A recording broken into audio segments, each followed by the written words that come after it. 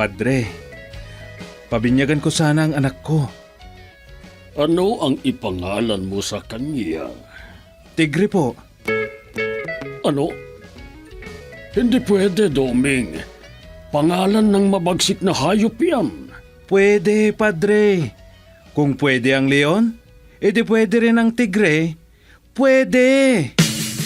Doming pwede lahat. Doming pwede lahat. Doming pwede lahat. Doming! Pwede lahat. Doming, pwede lahat!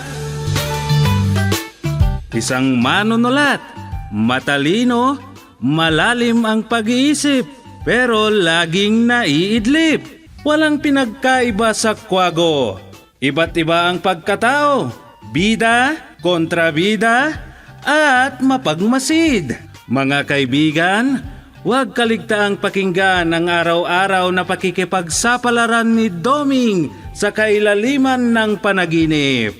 Doming, pwede lahat! Isinulat at sa direksyon ni Letty Astudillo Aquino mula sa Lovelet Artists and Talent Center Drama Productions, handog sa inyo ng #1 and most trusted radio network in the country, Bombo Radio Philippines. Basta Radio, Bombo!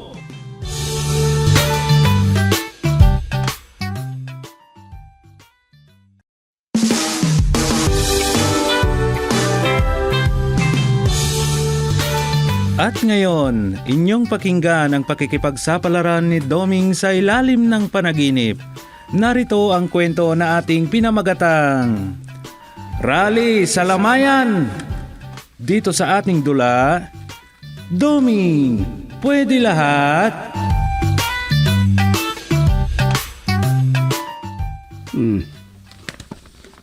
Ano itong headline sa local newspaper? May nawawala sa Barangay Tuad. Yan? Ay, oo daw tay. May nawawalang taga-barangay Tuwad. Nagkasabay kami ng asawa sa police station. Bakit daw nawawala ang asawa niya? Di ko po alam. Di ko po kasi nabasa yan. Pero baka naman may kinalaman sa politika yan. Kasi malapit na ang midterm election. Oo nga pala Marami na namang hindi magandang nangyayari dahil sa pangangampanya. Siraan dito, siraan doon. Ay nako, basahin ko nga. Sige po, at harapin ko ang laptop ko. Ay, tinanghali akong pumunta rito sa barangay hall kasi ako ang naghanda ng almusal ko. Ay, ang aga kasing umalis ang inay nyo na pumunta sa punerarya. Kahit naman po si Rosa itay, ang agang bumangon at umalis, may aasikasuhin daw sila sa punerarya. Ay, ito din ang hirap ng may punerarya Lalo na sila nanay mo at si Rosa ang namamahala. Kahit linggo, busy sila. Kailangan po kasi. Kailangan lagi silang nandoon kasi wala naman silang makukuha na mapagkakatiwalaan. Nag-retire na kasi ang dating kasama doon. At hindi basta kukuha na lang kung sino-sino yan. Tama yan, tay. At isa pa, kailangan nilang laging nandun para wala silang mapalampas na customer. Mga customer na bangkay? Oo. Mga bangkay at mga malapit ng maging bangkay. Ay oo. Maalala ko ang unang naging customer o nalamayan sa Nutters Funeral Homes. Ay oo. Ano kaya yon? Natatawa ako at naawa ako doon noon. Oo. Kahit yung mga ibang nakilamay, nakangiti, ang mga tao. Kung ano kasi ang naisipan ng namatay na hiniling niya bago siya nalagutan ng hininga na ganon. Bakit hiningi niya na parang cross ang forma ng kanyang kabaong o ataol? Ready-made. Gaya ng nakita natin, formang krus ang ataol niya. Nakadipang nalamayan. Yan nga eh. Alam mo bang hanggang ngayon tinatanong ko pa rin sa sarili ko kung bakit ganun ang kahilingan niya. Oo nga eh. Ako, bakit kaya ganun ang gusto ng namatay?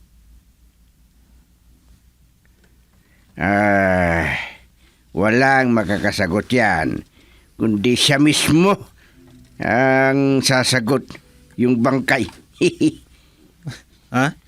Oh, Sa bagay, sabi nga nila, depende sa gusto ng tao. oo nga. At itong nipabalita dito na nawawala, baka nandyan na lang, isang bangkay na. Ay, kung san-san na itinapon ang bangkay niya at walang nakakakita. Pwedeng ganon. Marami na ngayong nasa salvage. Pwedeng andyan na lang sa paligid. Baka tinapon na dyan. Oo nga eh. Kawawa naman ang mga pamilya niya kung may pamilya siya. Meron, Itay. Kasi nakasabay ko nga sa police station. Ang ganda niya, Itay. Ganun ba? Sana babalik ang asawa niya. Kasi sayang naman. Ha? Ano ang sayang? Yung sinasabi mong maganda na asawa.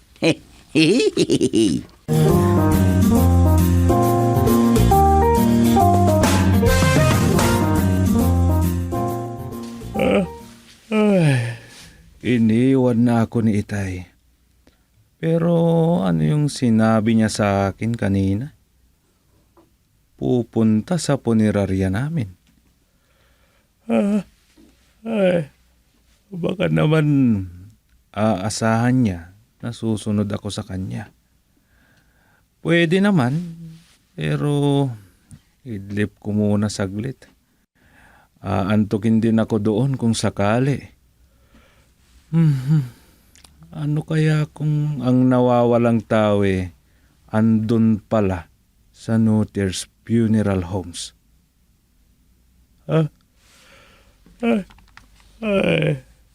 The best, idlip ko muna.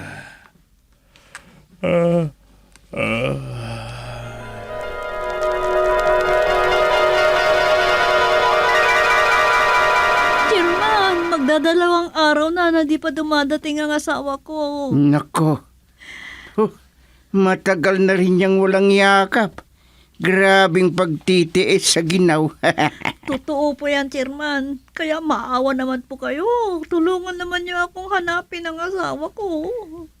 Talaga bang wala kang idea kung saan pumunta ang asawa mo? Bakit hindi pa dumating? Baka naman kung saan-saan na yan tinapon. Ay, sana po hindi Chairman. Pero nararamdaman kong buhay ang asawa ko. Hindi patay. Good. Tulungan ninyo muna ako, Chairman. Huwag kayong mag-alala. Pag nahanap natin ang asawa ko, magpakpakatay ako ng kambing. Ha? Ay, ganun ba, Mrs.? Ay, nako. Kahit walang kambing, hanapin namin ang asawa mo. At tutulong kami sa mga otoridad. Maraming salamat kung ganoon, Chairman. Isa pa na pupuntahan natin, isa punerarya. Baka nandun na yun. O kaya, sa ospital. Mahirap lang, Chairman. Baka nasa ibang bahay na siya. Yun lang. Baka totoo na sa ibang bahay na siya.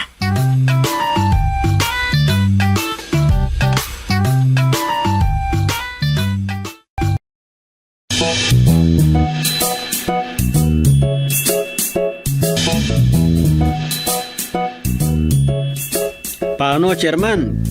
Kasama kaming tanod? Ay oo, kaya alerto kayo. Kung pwede, gabi-gabi kayong magrurunda. Baka naman may makuha kayong tanda sa pagrurunda nyo kung saan ang asawa ni Hati. Patay na kaya si Manoy na asawa ni Hati? Ay, ganun ang paniniwala ni Hati. Palagay ko, darating din yon, Chairman. Ganun din ang sabi niya. At hinihinala niya na baka may kahati na siya. Tama kayo, Chairman. Pero darating yun. Sana nga. Tumpak, Chairman.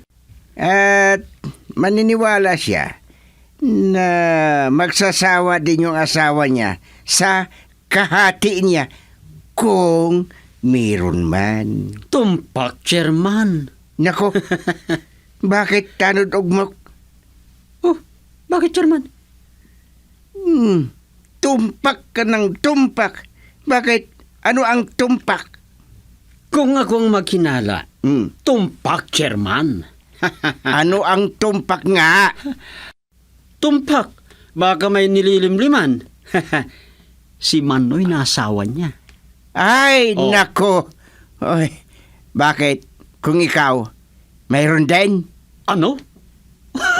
Si Chairman naman. Ang bilis kasi ng utak mo eh. Chairman. Yun lang. Sige na. Tutulong kayo maghanap kay Manoy.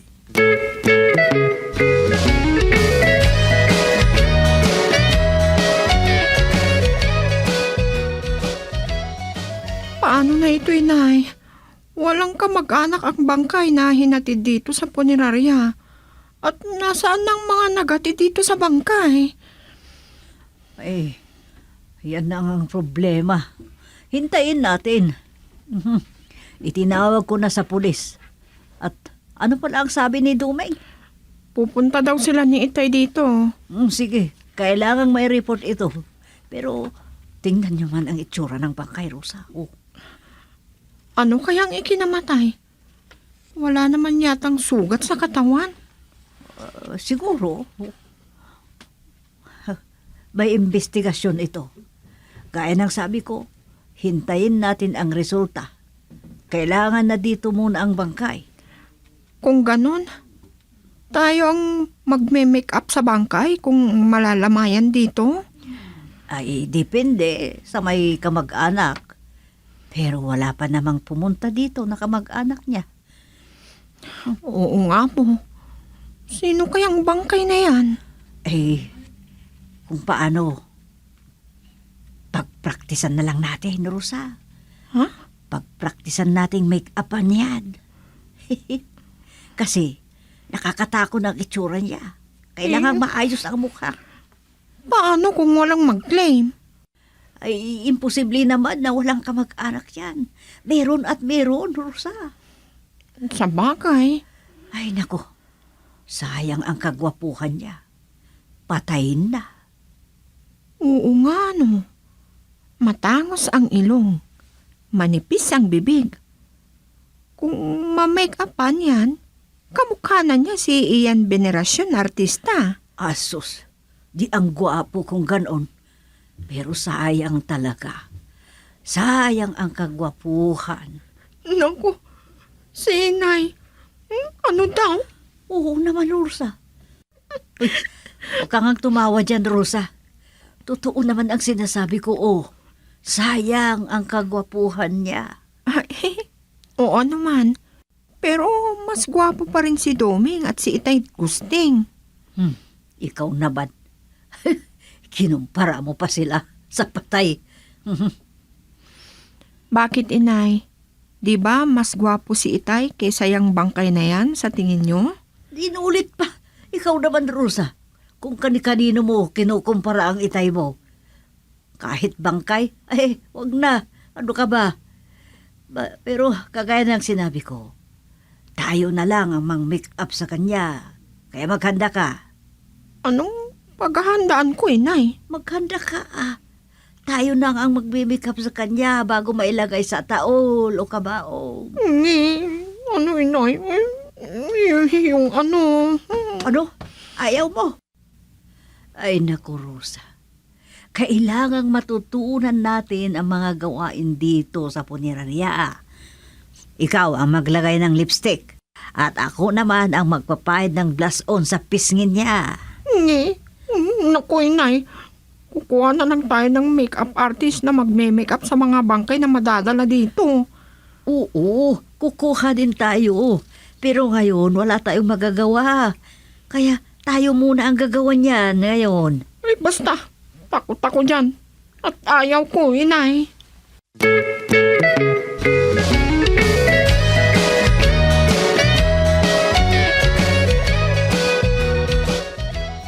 Itay, may nadala palang bangkay sa punerarya at walang nagsasabi o umaangkin na kamag-anak. Ano? Dinala daw ng mga di kilalang tao. Yan ang itinawag sa akin ni Rosa kanina. Ay nako. Ay puntahan natin. Ano tinawag na kaya sa pulis? Siguro. Ay, kailangan malaman ng otoridad. Kung ganyan na wala pang kamag-anak na pumunta doon. At angkinin na kamag-anak yung bangkay. Itinawag na siguro, Itay. Alam naman nila ang ginagawa nila. Tawagin mo mga tanod. Pupunta tayo sa punerarya. Oh, mauna na kayo. At susunod na lang ako.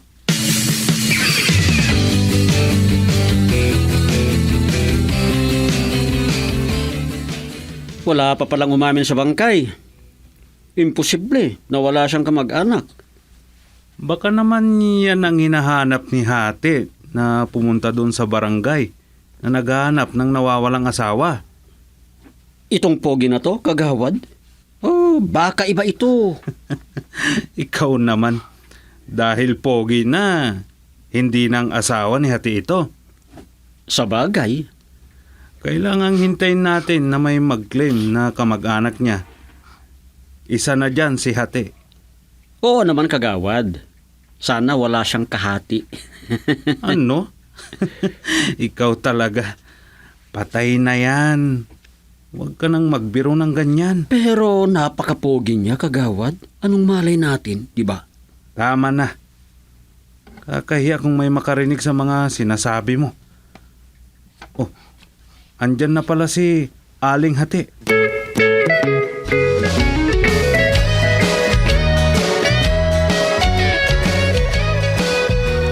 Ay, Manoy ko!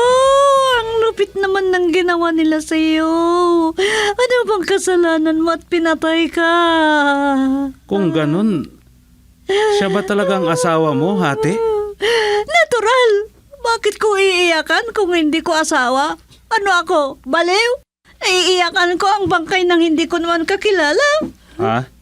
Sa bagay. Ay, paano na ako ngayon, Manoy ko? Wala na akong asawa. So, ano ang plano mo, misis? Paano? Iuwi mo ba ang bangkay ng asawa mo? Ay, oo, kagawad. Pero, paayos ko muna siya dito sa punerarya niyo. Nagpabili na ako ng damit na pamburol niya bago mailagay sa kabaong. Ah, ganun ba? Ay, palabayan ko na lang doon sa amin. Saan ba ang bahay ninyo? Ay, oo nga pala. Di pala ninyo ako lubos kakilala. Kami po ang nakabili sa bahay sa boundary ng Barangay Hingalo at Barangay Nabuhayan. Ay oo pala, nakwento ni Chairman. Oo, doon na lang malamayan. Kahit pan isang linggo lang ang balsamo niya, siguro makaipon naman na ako ng abuloy na pambayad sa serbisyo dito sa puniraran niyo at pambayad din sa ataol. Kung ganun, ang abuloy ang inaasahan mo na pambayad sa ataol at serbisyo ng punerarya namin? Oo po naman. Ang mahal kasi ng serbisyo ninyo. At bawal naman ang sugal dito. Sayang ang tong at kita namin habang nalalamayan si Manoy. Kaya kailangang may sugal. Ganon? Oo, kagawad. Pupunta kayo kina Chairman ha. magsugal din kayo. Ah. Isaman nyo mga barangay tanod. Ano? Ay, naku, pasensya na. Pasensya na talaga, kagawad. Hindi yata uso ang pag-imbita sa lamay. Nag-imbita naman na ako, pero di bale, huwag kayong mag-alala.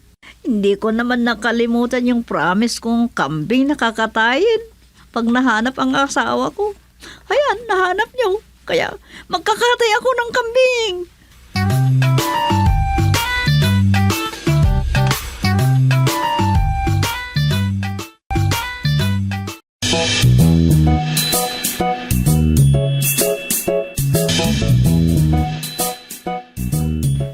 Ay, salamat. May nag-make-up na din sa bangkay. Akala ko, tayo na ang mapapasubo na mag-make-up sa bangkay. Pinanood natin ang pagme-make-up niya. At sinaulo ko yun. Kaya sa susunod kung walang beautician, tayo na ang gagawa.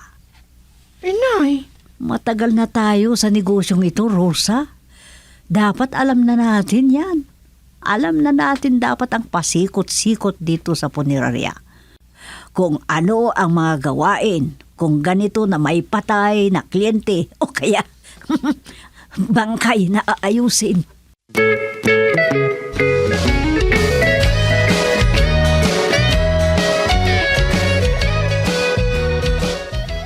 Hayun, inuwi na nila yung bangkay. Oo. Pero nagtataka ako sa kamag-anak ng namatay. Ay nako, dipindi daw kung magkano ang abuloy at doon ibabasi ang libing ng bangkay nila. Ay bangkay ng kamag-anak. Oo nga, wala daw silang budget para doon sa patay. Tama palang sabi nila. Bihira ang makapaghanda sa ganyang bagay. Di daw nakabudget. Meron naman yung kukuha ng insurance o burial plan. Taba ka. Pero sino naman kasi ang magbabudget para sa kanyang kamatayan? Itong hirap ng buhay, naku, wala na yan. Kung may pera ang tao, imbis ilaan sa kabaong, pabili na lang ng bigas.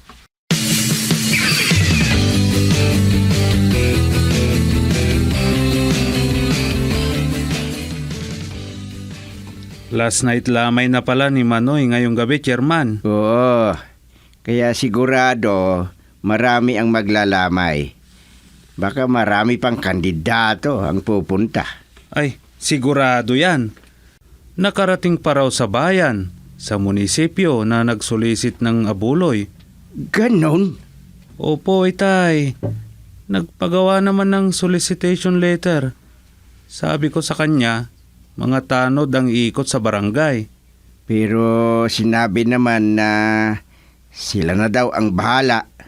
Opo, Chairman. Kung ganun, nakarami sila. Sigurado yan. Marami ang kandidato na makikilamay. Kaya marami ang nagsasabi na swerte daw ang mamatay kung panahon ng eleksyon dahil malaki ang abuloy.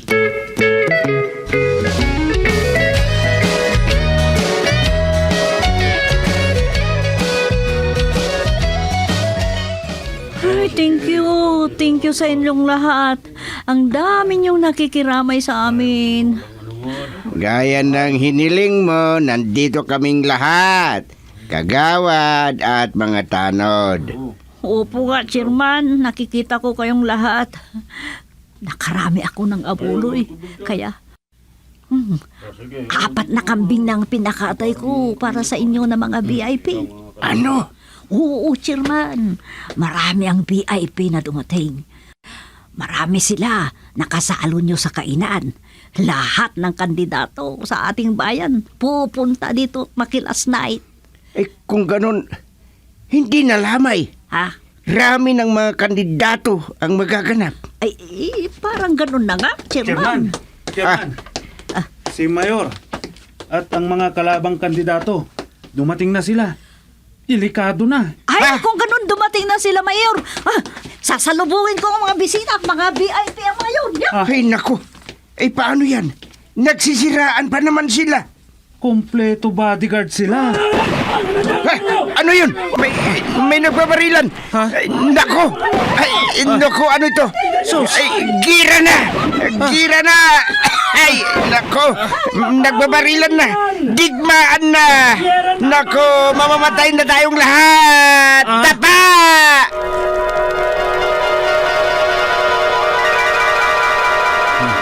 Bali, hindi na lamayan.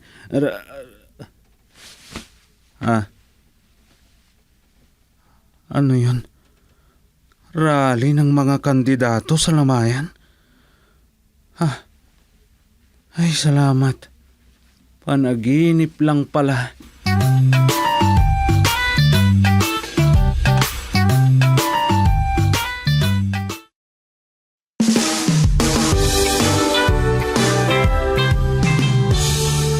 Diyan nagtatapos ang isa pang kwento dito sa ating dula. Doming, pwede lahat. Inihahandog sa inyo ang #1 and most trusted radio network in the country, Bombo Radio Philippines. Basta Radio, Bombo.